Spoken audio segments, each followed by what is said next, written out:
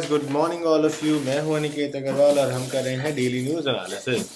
तो आज के डेली न्यूज़ एनालिसिस के अंदर जो हमारी न्यूज़ है, number one is that Russia जो है टॉप क्रूड ऑयल सप्लायर बन गया है इंडिया का आफ्टर दिस यूक्रेन वॉर वाला सिनेरियो, क्योंकि हमें रशिया डिस्काउंट पे भी दे रहा था ऑयल्स और हमें कोई चिंता करने की भी ज़रूरत नहीं थी। एंड उससे पहले हम देख रहे थे कि हम ईरान से या मिडल ईस्ट से जो लेते थे वो सारा हमने यहाँ पे डाइवर्ट कर दिया। So Russia became top crude oil supplier for the month of October to India. ये बड़ी इंपॉर्टेंट न्यूज़ है, इंडिया और रशिया के अच्छे कॉर्डियल रिलेशंस को दिखाता है। किस तरह से रशिया जब पूरे वर्ल्ड ने अलग थलग कर दिया था तो अब भी हमने उसे सपोर्ट किया, और इस तरह का सपोर्ट हम आगे भविष्य में अपने लिए भी एक्सपेक्ट कर सकते हैं। तो ये सारी की सारी पॉजिटिविटी हमें यहाँ से देखने को मिलती है। नेक्स्ट उसके बाद आता है आपका मुआना लाओ वॉल्केनो। तो मूना लोआ वॉल्केनो जो है ये हवाई के पास एक वॉल्केनो है which is an active volcano. इसके बारे में हमने पढ़ना है, साथ ही मैप एनालिसिस भी पढ़ना है, और साथ ही देखना है कि और कौन से एक्टिव वॉल्केनोज हैं और इंडिया में कौन से एक्टिव वॉल्केनोज हैं। तो ये आपका ज्योग्राफी पॉइंट ऑफ व्यू से इंपॉर्टेंट हो जाता है, प्लस जो फैक्चुअल क्वेश्चंस आते हैं आपके प्रीलिम्स में वहाँ से इंपॉर्टेंट हो जाता है। So it is an important news again. Next इसके बाद आ जाता है हमारा साइंस एंड टेक से न्यूज़। वो है इंडियन स्पेस रिसर्च ऑर्गेनाइजेशन यानी कि इसरो ने एक नया सैटेलाइट रिसात बनाया है। तो इस रिसात सैटेलाइट के बारे में जानेंगे और साथ ही जानेंगे कि इसरो के और कौन से अपकमिंग प्रोजेक्ट्स हैं जो इंडिया को एक विश्व गुरु या आप एक डोमिनेंट पोजीशन दे सकते हो चीप वे में सैटेलाइट्स लॉन्च करने में, जिससे कि इंडिया को फॉरेक्स आ सकता है। क्योंकि जो छोटे देश हैं या बड़े देश भी अगर उन्हें चीपर सैटेलाइट्स बनवानी है, लॉन्च करवानी है, तो they can look to India. And China की तरह नहीं कि हम चीपर है तो घटिया सामान है, हमारा चीपर होने के बाद भी अच्छी क्वालिटी का सामान है, तो मैन्युफैक्चरिंग में भी हमारा नाम इससे रोशन होगा। सर्विस सेक्टर में तो डेफिनेटली हम अपने आप को जो है लीडर्स बना ही चुके हैं, and China nowhere around the service sector for as compare to India. इसके अलावा हमारा एक प्रीवियस ईयर का मेंस का क्वेश्चन होगा, प्रीलिम्स का क्वेश्चन होगा, और लास्ट में हम एक टॉपिक को रिवाइज भी करेंगे। सो एंड पीडीएफ आपको नीचे डिस्क्रिप्शन में मिल जाएगा। टेलीग्राम ग्रुप को भी आप ज्वाइन कर सकते हो, और अगर आपको इस तरह की वीडियोस और चाहिए तो लाइक सब्सक्राइब करना मत भूलिएगा। सबसे पहले कर लेते हैं प्रीवियस ईयर एमसीक्यू। सो 2018 का क्वेश्चन है again about volcanoes. The Barren Island volcano is an active volcano located in the Indian territory. तो बैरन आइलैंड करके एक वॉल्केनो है जो कि इंडिया में लोकेटेड है, and it is an active volcano, first point. Second, Barren Island lie about 140 kilometre east of the Great Nicobar. तो Great Nicobar island के 140 ईस्ट में है।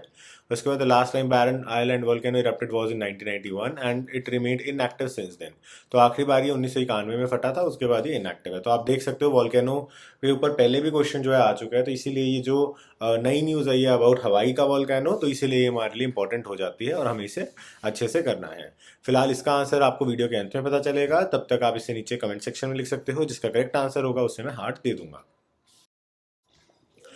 तो फर्स्ट हमारी आ जाती है with respect to IR, that is Russia becomes India's top crude oil supplier in October. तो रशिया जो है इंडिया का टॉप ऑयल सप्लायर बन गया फॉर द मंथ ऑफ अक्टूबर। हमने जैसे कि मैंने बात करी, यूक्रेन वॉर के अंदर जो रशिया को अलग थलग करने की कोशिश थी वो कहीं ना कहीं नाकाम इंडिया की वजह से हुई, क्योंकि India stood by Russia, right. तो इससे हमारी एक बहुत ही अच्छी बॉन्डिंग का कहीं ना कहीं पता चलता है।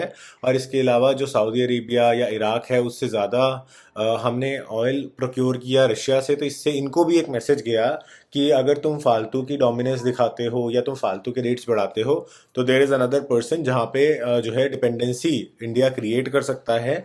तो उनके लिए भी जो एक मोनोपोली वाली फीलिंग थी मिडल ईस्ट के देशों में, वो कहीं ना कहीं ध्वस्त यहाँ पे होती नजर आई। और इसके अलावा अगर हम सेल्फ रिलायंट बन जाते हैं पेट्रोल को कम करके, जैसे ईवीज पे शिफ्ट होने की बात करिए एंड सो ऑन, उसके बाद तो बिल्कुल ही इनकी इकोनॉमी समझो ठप ही हो जाएगी। इसके अलावा अगर हम बात करते हैं तो रशिया जो है 0.2% ऑफ ऑयल इम्पोर्ट्स बनता था 2022 तक, और उसके बाद अगर हम प्रेजेंट की बात करें तो 22% का जो ऑयल इंपोर्ट है हमने रशिया से किया है। तो आप सोच सकते हो 0.2% से 22%, लगभग 100 टाइम्स मोर।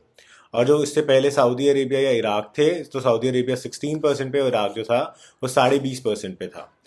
अगेन हमें जो है रशिया डिस्काउंट भी दे रहा था क्योंकि वेस्ट जो है वो ले नहीं रहा, तुम लोगे तो हम तुम्हें डिस्काउंट देंगे। तो हम डिस्काउंट के चक्कर में भी आप कह लो कि हम एक्सेसिव ऑयल जो है रशिया से परचेज कर रहे थे, क्योंकि हमें सस्ता मिल रहा था। एंड उसके अलावा भी हम और म्यूचुअल अरेंजमेंट्स भी क्रिएट कर सकते हैं रशिया के साथ, जैसे कि रुपीज़ के अंदर ट्रेड करना एंड सो ऑन। ठीक है, तो वो सारी हम टेक्निक्स भी रशिया के साथ यूज़ कर सकते हैं, क्योंकि रशिया इस वक्त कहीं ना कहीं सपोर्ट चाहता है, वो सपोर्ट भी हम प्रोवाइड कर सकते हैं। इसके अलावा हमारे जो ऑयल के भंडार हैं, हम एक्सेसिव ऑयल इंपोर्ट करके उसको भर के रख सकते हैं, ताकि फ्यूचर में अगर दोबारा से कोई शॉर्टेज क्रिएट होती है फ्यूल की, या दोबारा से ओपेक कंट्रीज या ओपेक प्लस कंट्रीज जो है प्राइसेस बढ़ाने की बात करते हैं, तो हम वहाँ से भी इम्यूनिटी जो है वो ले सकें।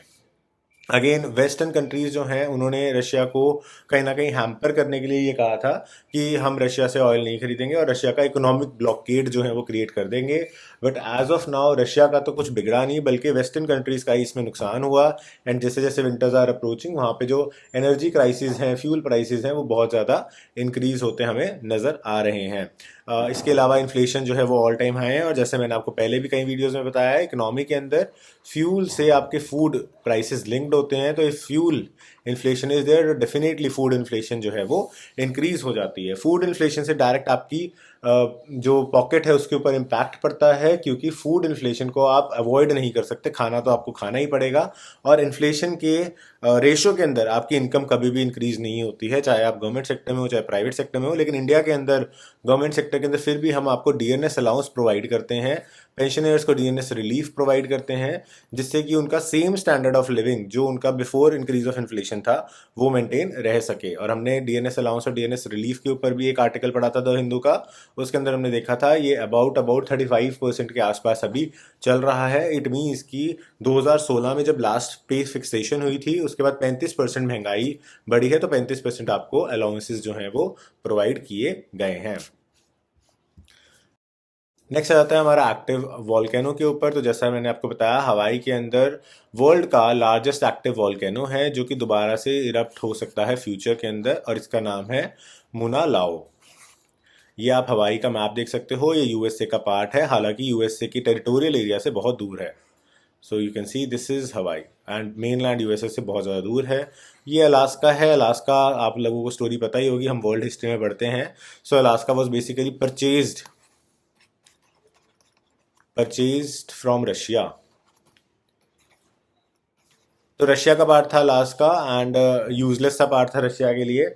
और कुछ फाइनेंशियल क्राइसिस के कारण जो रशिया था वो इसे बेचना चाहता था, एंड यूएसए प्रस्पेक्टिव कस्टमर था, क्योंकि एक तो यूएसए के पास पैसा था, दूसरा वो अमेरिकन कॉन्टिनेंट के अंदर अपना मोस्ट टेरिटोरियल गेन्स करना चाहता था। क्योंकि अगर आप देखें तो ये सारा एरिया भी पहले मेक्सिको के पास था, कैलिफोर्निया वाला भी मेक्सिको के पास था, ये सारा भी धीरे धीरे अनेक्स किया।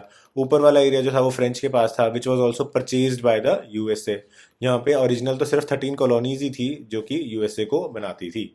तो इस तरीके से यूएसए आगे आगे एक्सपैंड हुआ, तो अलास्का वाज आल्सो एक्सपेंशन का ही एक ड्राइव था। और उस टाइम पे ये भी नहीं पता था रशिया को कि यहाँ पे हमें कुछ नेचुरल रिसोर्सेज एक्सेट्रा मिल सकते हैं। लेकिन बाद में जब अमेरिका ने इसे एक्वायर कर लिया और अमेरिका ने यहाँ पे R&D करी, तो पता चला कि यहाँ पे नेचुरल रिसोर्सेज का जो है भरमार है। एंड अमेरिका अब अलास्का की कीमत कई हज़ार गुना ज़्यादा जो है लगाता है जिस प्राइस पे उसने परचेज किया था। तो कहीं ना कहीं इंपॉर्टेंस ऑफ लैंड आप कह लो यहाँ पे आपको देखने को मिलती है। हवाई का मैप अगर आप देखते हो तो ये आप देख सकते हो पैसिफिक ओशियन आ गया, इसके आसपास सारा प्रशांत महासागर है, और यहाँ पर आ जाता है आपका हवाई वोल्केनो नेशनल पार्क। और जो बीचों बीच है ये है आपका मुना लाओ। तो पूरे आइलैंड के बीच में जो है वो आपका वर्ल्ड का लार्जेस्ट एक्टिव वोल्केनो है, और साइड में एक नेशनल पार्क जो है वो बनाया गया है। अब अगर हम बात करते हैं मुना लाओ की, तो ये वन ऑफ द 5 वॉल्केनोज हैं जो कि पूरे के पूरे हवाई को बनाते हैं। तो आप कह सकते हो हवाई के अंदर वॉल्केनो ही जो है बसे हुए हैं। और ये सदर्न मोस्ट आइलैंड है हवाईन आर्किपेलागो का। इसके अलावा ये जो है टॉलेस्ट नहीं है, लेकिन अदरवाइज लार्जेस्ट है। तो मतलब टॉल सबसे ज़्यादा नहीं है, लेकिन लार्जेस्ट सबसे ज़्यादा है। तो इसका जो नाम है, जो लार्जेस्ट वाला है, टॉलेस्ट वाला है, उसका नाम है मुना किया। अगेन इसकी अगर हम बात करते हैं तो 38 ईयर्स पहले ये फटा था। हालांकि अटकलें ये लगाई जा रही है कि दोबारा से जो है एक्टिव हो सकता है, फट सकता है। इससे पहले अगर 2018 के इरप्शंस की बात करते हैं तो किला आऊ वहाँ पे जो है उसकी इरप्शन हुई थी, जिसके अंदर 700 से ज़्यादा लोगों के घर जो थे वो उजड़ गए थे। और जो रिवर्स थी उसके अंदर भी जो है लावा चला गया था, और फार्म्स जो थे वो भी बर्बाद हो गए थे। तो काफ़ी ज़्यादा डिस्ट्रक्शन जो थी वहाँ पे क्रिएट हुई थी। तो विद रिस्पेक्ट टू दैट हमें क्या क्या पता चलता है? एक तो मूना लाव जो है ये one of the 5 active volcanoes है जो हवाई आइलैंड के ऊपर है। नंबर 2, ये टॉलेस्ट नहीं है, टॉलेस्ट है मूना किया, और लास्ट इरप्शन इसका 38 ईयर्स अगो था, जैसे कि आपसे बैरल आइलैंड का पूछा हुआ था, इसीलिए ये इंपॉर्टेंट हो जाता है। एंड उससे जो लेटेस्ट इरप्शन था वो किला हुआ का था जो 2018 में हुआ था। अगर हम बाकी एक्टिव वोल्केनोज की बात करें वर्ल्ड के अंदर, तो सांगे वोल्केनो है, SANGAY, ये एक्वाडोर में है, साउथ अमेरिका में। उसके बाद ताल वोल्केनो है, ये फिलीपींस में है। उसके बाद इंडोनेशिया के अंदर तो काफ़ी सारे एक्टिव वोल्केनोज हैं, जैसे कि Mount Sinabung, Merapi volcano, Semeru volcano etcetera. अगर हम इंडिया की बात करते हैं तो इंडिया के अंदर, जैसा कि आपको MCQ के अंदर भी था, बैरन आइलैंड जो है वो इंडिया का एक लौता एक्टिव वोल्केनो है जो कि अंडमान आइलैंड्स के अंदर जो है हमें मिलता है। उसके अलावा नारकोन डैम है, वो अगेन एक्टिव नहीं है। बारा टैंक है, वो भी अंडमान में है, एक्टिव नहीं है। डेक्कन ट्रैप्स है महाराष्ट्र के अंदर, नॉन एक्टिव। धिनोधार हिल्स गुजरात के अंदर, नॉन एक्टिव। और धोसी हिल हरियाणा के अंदर, नॉन एक्टिव। अगर हम वर्ल्ड की बात करते हैं तो वर्ल्ड के अंदर वॉल्केनोज वहाँ पे होते हैं जहाँ पे टेक्टोनिक प्लेट्स की एजेस होती हैं। तो जैसे मैंने आपको बताया, ये GS का ज्योग्राफी वाले एरिया का पार्ट है। तो टेक्टोनिक प्लेट्स जब आपस में टकराती हैं तो उस टाइम पे हम देखते हैं कि जो है या तो हॉटस्पॉट्स क्रिएट होते हैं, वॉल्केनोज क्रिएट होते हैं, हिल्स क्रिएट होते हैं, और टेक्टोनिक प्लेट से टकराने से ही जैसे हमारे हिमालयाज भी बने हैं। और इसीलिए यंग फोल्ड माउंटेन्स है क्योंकि ये कंपैरेटिवली जल्दी बने हैं। अरावली जो थे वो बहुत पहले के बने हुए हैं। इसके अंदर अगर हम बात करते हैं तो जो आपका पैसिफिक बेल्ट है उसको रिंग्स ऑफ फायर बोलते हैं, क्योंकि सबसे ज़्यादा हमें एक्टिव वोल्केनो और seismic activity under the ocean यहाँ पे देखने को मिलती है। और पैसिफिक रिंग ऑफ फायर के अंदर टोटल 450 452 के करीब जो है वोल्केनोज एक्टिवली हमें देखने को मिलते हैं। इसके अंदर आपका जो है हवाई, फिलीपींस और इंडोनेशिया वाला एरिया जो है वो कवर हो जाता है। इसके अलावा अगर हम बात करते हैं तो मिड अटलांटिक रिज, जो कि नॉर्थ और साउथ अमेरिका प्लेट्स को अलग अलग करती है from Eurasian and African plate, वहाँ पे भी हमें कुछ वॉल्केनोज जो हैं वो देखने को मिलते हैं। So this was all about this volcano and along with map analysis. Next आ जाता है हमारा इसरो का जो नया सैटेलाइट है रिसात। ठीक है, तो रिसात 2, इसके बारे में हम जानने की कोशिश करेंगे। तो इसरो यानी कि Indian space research organisation, GS3 का पार्ट है।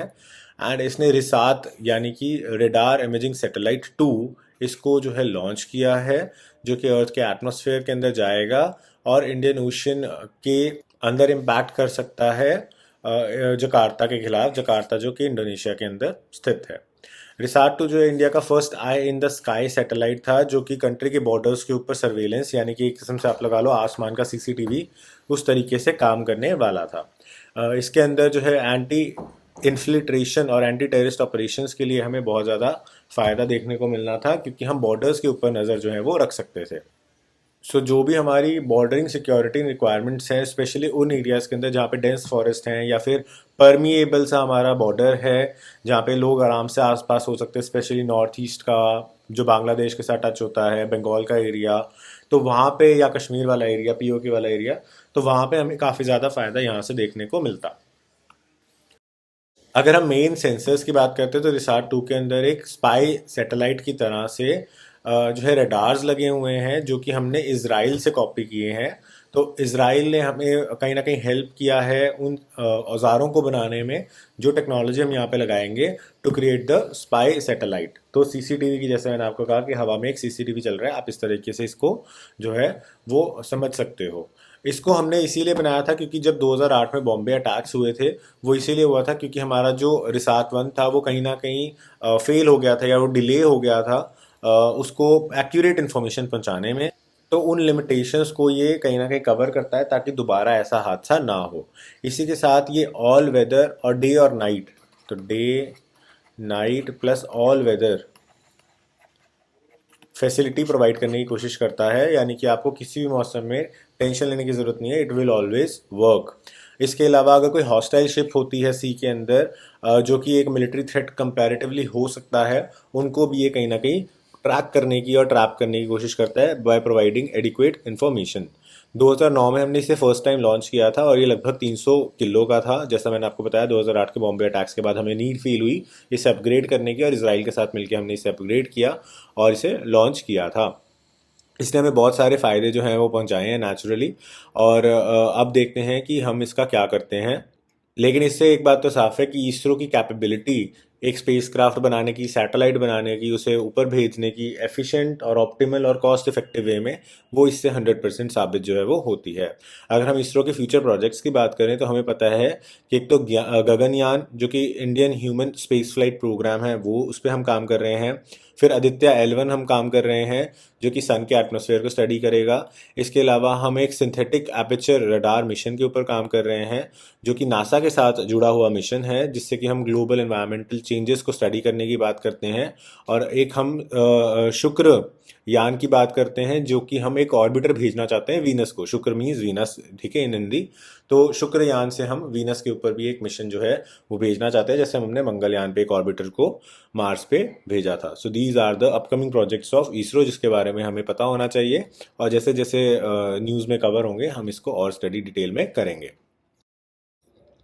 अब अगर हमारे प्रीलिम्स के क्वेश्चन की बात करें जो कि अबाउट आइलैंड था, तो ये बात बिल्कुल सही है कि बैरन आइलैंड जो है इंडिया का इकलौता एक्टिव वॉल्केनो है जो कि आपका कहीं ना कहीं अंडमान के अंदर जो है लोकेटेड है। इसके अलावा अगर हम बात करें इसकी लोकेशन की, तो ये बहुत ही एक्यूरेट लोकेशन पूछी हुई है। तो जैसा मैंने आपको बताया, अगर आपको नहीं पता होगा डिटेल में, इसलिए हमने हवाई वाले को डिटेल में किया, तो आप गलत आंसर प्रोवाइड कर सकते हो। तो यहाँ पे जो 140 kilometre from east of Nicobar है, ये गलत है। It is 140 kilometres from port Blair. तो ये इसीलिए सेकंड स्टेटमेंट जो है हमारी इनकरेक्ट हो जाती है। इसके अलावा अगर हम बात करते हैं रिकॉर्डेड इरप्शंस की, तो फर्स्ट रिकॉर्डेड इरप्शन जो था वो 1787 में था। उसके बाद पास 100 ईयर्स के अंदर ये लगभग 5 बार जो है इरेक्ट हुआ है। और 1991 का जो इरेक्शन था वो बहुत ही ज़्यादा मैसिव था और काफ़ी ज़्यादा डिस्ट्रक्शन जो थी उसने क्रिएट की थी। तो 1991 के बाद ये वाली स्टेटमेंट हाफ तो ट्रू होगी, लेकिन रिमेन्ड इनएक्टिव गलत है, क्योंकि उसके बाद ये रेगुलरली हर 2-3 साल के बाद इरप्ट होता है, लेकिन बहुत मैसिव इरप्शन कॉज नहीं करता। थोड़ा थोड़ा इरप्शन जो है इसका लगातार चलता जा रहा है, कॉन्टिन्यूसली चलता जा रहा है। और फरवरी 2016 के अंदर भी इसने इरप्शन कॉज की थी। तो हम कह सकते हैं कि इसीलिए तो ये एक्टिव वोल्केनो है, क्योंकि अगर इनएक्टिव हो जाता तो फर्स्ट और थर्ड स्टेटमेंट जो अपने आप में ही कॉन्ट्राडिक्टरी हो जाती। तो सेकंड स्टेटमेंट गलत है, तो सेकंड स्टेटमेंट को अगर आप एलिमिनेट कर देते हो तो आपके पास ए, सी और डी आंसर्स बचते हैं। तो answer is D, because first sorry and third statement भी आपकी इनकरेक्ट है। तो आपका आंसर हो गया ओनली 1। तो 1 ओनली आपका करेक्ट आंसर इसमें हो गया। थर्ड स्टेटमेंट हाफ करेक्ट थी कि 1991 के अंदर बड़ा वाला फटा था, लेकिन इसके अंदर तो सिर्फ लास्ट टाइम लिखा है, तो सेकंड फर्स्ट स्टेटमेंट का भी फर्स्ट हाफ गलत है। तो प्रॉपरली फटा था वो 1991 में था, लेकिन उसके बाद भी स्मॉलर इरप्शंस हमें लगातार देखने को मिले हैं और 2016 में भी हुआ है। सो अगेन मैं इसको रिपीट कर देता हूँ। तो बैरन आइलैंड इंडिया का एक्टिव वॉल्केनो है जो कि इंडियन टेरिटरी के अंदर है, अंडमान के अंदर है, 140 किलोमीटर फ्रॉम पोर्ट ब्लेयर है। और ये लास्ट टाइम जो है मैसिव स्केल के ऊपर 1991 में फटा था, लेकिन इनएक्टिव नहीं है, रेगुलरली फटता है हर 2-3 साल के बाद। स्मॉलर स्केल्स पे फट रहा है और लास्ट टाइम फरवरी 2016 में फटा था। नेक्स्ट आता है हमारा मेंस का क्वेश्चन। तो मेंस का क्वेश्चन 2021 के पेपर का है, the global occurrence of volcanic eruption in 2021 and there impact on the regional environment. इसके ऊपर आपको मेंशन करना है, मतलब आपने अपने विचार लिखने हैं। इसके अंदर आप सब कुछ लिखोगे, हिस्ट्री लिखोगे, कॉजेज लिखोगे जो कि आपकी ज्योग्राफी वाला एस्पेक्ट है, जो हमने टेक्टोनिक प्लेट्स वगैरह की बात करी। इसके अलावा उसके बाद हम लिखेंगे कि प्रिवेंशन के लिए हम क्या कर सकते हैं और वे फॉरवर्ड अल्टीमेटली क्या है। जैसे इंडिया के अंदर हमने डिजास्टर मैनेजमेंट एक्ट बनाया हुआ है जिसके अंदर हम क्या एक्शंस ले सकते हैं, किसको एम्पावर्ड है, वो सारी चीज़ें आप इसमें लिखेंगे। और अगर आप डीएम हैं, आपको कुछ इस तरह की सिचुएशन में फैसला करना हो तो वो क्या कर सकते हैं, उस तरह से भी आप इसको एक एग्जाम्पल के तौर पे भी जो है आंसर को लिख सकते हैं। एंड अगेन आंसर लिखने के बाद आप नीचे कमेंट सेक्शन में या फिर टेलीग्राम ग्रुप पे भेज सकते हैं। तो सबसे पहले बात कर लेते हैं हमारे इंफ्रास्ट्रक्चर फंड की। तो IIPDF शॉर्ट फॉर्म हो गई इसकी, India infrastructure project development fund, right. तो ये गवर्नमेंट स्कीम है जो कि GS2 का पार्ट है, और ये सेंट्रल सेक्टर स्कीम है, यानी कि 100% पैसा गवर्नमेंट ऑफ इंडिया लगाएगी, जैसा कि मैंने आपको बताया था। तो इसके अंदर हम सपोर्ट देंगे उन वर्क्स को जिसके अंदर हम चाहे पीपीपी मॉडल या अदरवाइज कुछ भी क्रिएट कर रहे हैं। तो जो फंडिंग है स्कीम के अंदर वो एडिशन टू अदर स्कीम्स है जो अभी भी जो भी चल रही हो, किसी भी स्कीम में कोई पीपीपी प्रोजेक्ट आता है तो उसके अलावा ये फंडिंग प्रोवाइड करता है और एक वायबिलिटी गैप फंडिंग की तरह काम करती है। यानी कि अगर कोई गैप आ गया है तो वहाँ पे आपको फंडिंग प्रोवाइड करना इसका काम है। पीपीपी मॉडल की हम बात करते हैं तो जैसे कि जो बड़े बड़े ब्रिजेस बनते हैं, रोड्स बनती हैं, हाईवेज बनती हैं, उनमें हम देख रहे हैं पीपीपी मॉडल का इस्तेमाल हो रहा है, यानी कि पब्लिक प्राइवेट पार्टनरशिप, राइट। यानी कि सरकार प्राइवेट पर्सनस के साथ पार्टनरशिप करके कुछ काम कर रही है तो वहाँ पे फंडिंग के लिए यहाँ पे हेल्प करेगी। कंसर्न मिनिस्ट्री ऑफ फाइनेंस और concern department of economic affairs, और इसको जो है गवर्नमेंट ऑफ इंडिया ने क्रिएट किया है ताकि हम डेवलपमेंट एक्टिविटीज़ को एक्सेलरेट कर सकें इंडिया के अंदर। और इसके अंदर इनिशियल कंट्रीब्यूशन 100 करोड़ का रखा गया था, तो 100 करोड़ के इनिशियल इन्वेस्टमेंट्स जो है वो रखा जाएगा हेल्प करने के लिए इन प्रोजेक्ट्स को। तो जो ये 100 करोड़ रुपए या 1 करोड़ रुपए या 2 करोड़ रुपए जो भी आपके प्रोजेक्ट की रिक्वायरमेंट है वो आपको as a interest free loan मिलेगा। मतलब आपको पैसा दे देगी सरकार और ब्याज इस पर कोई भी नहीं लगेगा जैसे जैसे आप इसकी किस्तों को लुटाते रहेंगे। तो बहुत ही अच्छी स्कीम है दैट वे। आप सोचिए कि एक गरीब आदमी को अगर इंटरेस्ट फ्री लोन मिल जाए तो वो अपना मकान बना सकता है। तो यहाँ पे जो डेवलपमेंट के लिए इस तरह के मोड्स को इस्तेमाल सरकार करती है, तो इंटरेस्ट फ्री लोन की तरह आप कह सकते हैं इसका काम चलेगा। इसके अंदर बिडिंग प्रोसेस पूरा लगता है, उसके बाद प्रोजेक्ट एक्सपेंडिचर देखा जाता है और फिर देखा जाता है क्या जो प्रोजेक्ट है वो वायबल भी है, यानी कि वो बनाने लायक है भी है कि नहीं है। तो वो सारी वर्किंग जो है वो इसमें की जाती है। तो प्राइमरी ऑब्जेक्टिव जो है वो है कि जो पीपीपी प्रोजेक्ट्स हैं उनको जो है हेल्प करना। अगर किसी तरह की वायबल गैप फंडिंग की ज़रूरत है उन्हें, यानी कि जैसे कि सपोज़ करो क्वालिटी या क्वांटिटी इंक्रीज़ हो गई मटेरियल की, या फिर जो कंसल्टेंट्स हैं उन्होंने ज़्यादा पैसा मांग लिया, या फिर लेबर महंगी होगी, तो कुछ भी इस तरह की आ गई जिसके कारण आपको वर्किंग कैपिटल की रिक्वायरमेंट है, तो वहाँ पे यहाँ पे आपको हेल्प जो है वो की जाएगी। इसके अलावा आपको पीपीपी प्रोजेक्ट के अंदर जो भी आपके इंफ्रास्ट्रक्चर रिलेटेड प्रोजेक्ट्स हैं, जैसे कि आपका मैंने आपको एग्जांपल दिया। So with this we have completed the topic. I hope आपको वीडियो अच्छी लगी होगी। अगर अच्छी लगी तो लाइक, सब्सक्राइब एंड शेयर ज़रूर कर दीजिएगा ताकि इससे हमें मोटिवेशन मिलती रहे। अगर आप यूपीएससी सीएससी की अच्छे से प्रिपरेशन करना चाहते हैं तो अब मैं रिकमेंड करूंगा आपको कि आप यूपीएससी का अनअकैडमी का सब्सक्रिप्शन लें जनरल स्टडीज़ के लिए, जिसके अंदर आपको प्लस, आइकॉनिक और लाइट 3 वेरिएंट्स मिल जाते हैं। प्लस वेरिएंट के अंदर आपका फुल कोर्स रहता है। आइकॉनिक के अंदर आपको 1-on-1 लाइव मेंटरशिप मिल जाती है, जिसके अंदर अगर आपको कोई भी सपोर्ट चाहिए, मोटिवेशन है, स्ट्रैटेजी बिल्डिंग है, उसके अंदर आपको एक डेडिकेटेड अनअकैडमी का ट्यूटर जो है आपको लगातार आपके टच में रहेगा, हेल्प करता रहेगा। और अगर आप एक वेटरन एस्पिरेंट हैं, आप ऑलरेडी कई बार तैयारी कर चुके हैं और आपके अंदर कुछ कमियां जो है वो रह गई हैं, जिसके लिए आप सिर्फ टेस्ट सीरीज एक्सेट्रा या रिवीजन क्लासेस को ज्वाइन करना चाहते हैं, तो आप लाइट कोर्स को भी ऑप्ट कर सकते हो।